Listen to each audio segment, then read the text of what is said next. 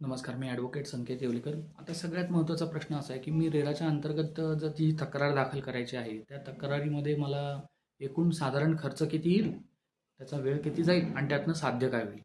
तर हे बघा, 5,118 ही त्यांची चलन फी आहे. त्याच्यानंतर वकिलाचे जे पैसे असतील, एखादा वकील 1,000त करेल, एखादा वकील 1,00,000त करेल. तुमची मिळकत काय आहे, तुमचा वाद काय आहे आणि तुमच्या वादामध्ये त्याला स्वतःला त्याचं रक्त किती ओतायचं, या सर्व गोष्टींवरती वकिलाची फी लावतो. त्याच्यात कोणी काही म्हणजे असं फार हा एवढीच फी घेतो आणि तो तेवढी घेतो असं करू नये. त्याच्यानंतर पुढचा विषय येतो, याला वेळ किती लागेल. नेहमीप्रमाणे सिव्हिल प्रोसिजर जी असते, म्हणजेच कोर्टातील दिवाणी दावा, तेवढा वेळ तर ह्याला नक्कीच लागत नाही. पहिल्याच तारखेला समोरच्या पार्टीला म्हणजेच बिल्डरला नोटीस काढली जाते. नोटीस काढल्यानंतर त्याला वेळ दिला जातो, की तू तुझं येऊन तुझ्या विरोधात आलेल्या तक्रारी संबंधातलं म्हणणं मांड. आला नाहीस तर तुझ्या विरुद्ध आम्ही तुझे काही म्हणणे नाही असे ऐकून एकतर्फी निकाल देऊ. त्याच्यानंतर पुढे तो आला तर त्याला त्याचं जे काही म्हणणं आहे ते मांडण्याकरता वेळ दिला जातो. म्हणजे जॉइंडर असेल किंवा रिजॉइंडर असेल, म्हणजेच हे आम्ही कायदेशीर भाषेत बोलतोय. तर हे त्याचं म्हणणं त्याला मांडायला वेळ मिळतो. त्याच्यानंतर डायरेक्टली तुमचे जे काही पुरावे असतील, ज्या पुराव्यांच्या आधारावरती तक्रारदाराने तक्रार दाखल केली असेल, त्यांचा डायरेक्टली विचार केला जातो.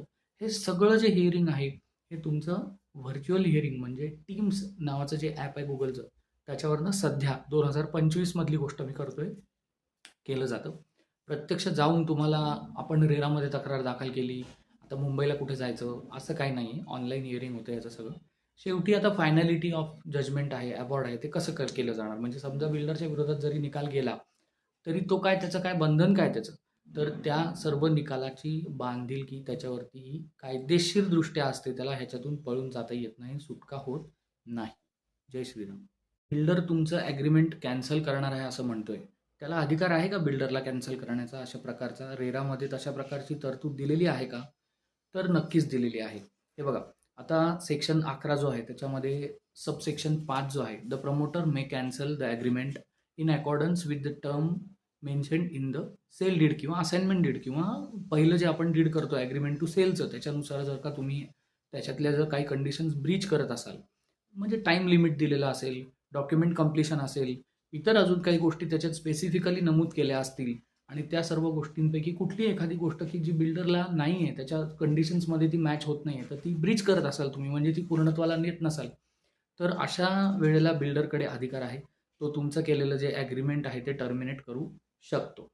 रेरा ॲक्ट जो आहे त्याच्यामध्ये बिल्डिंगचा इन्शुरन्स बिल्डरनी करणं गरजेचं आहे असं काही लिहिलेलं आहे का, तर हो, नक्कीच लिहिलेलं आहे.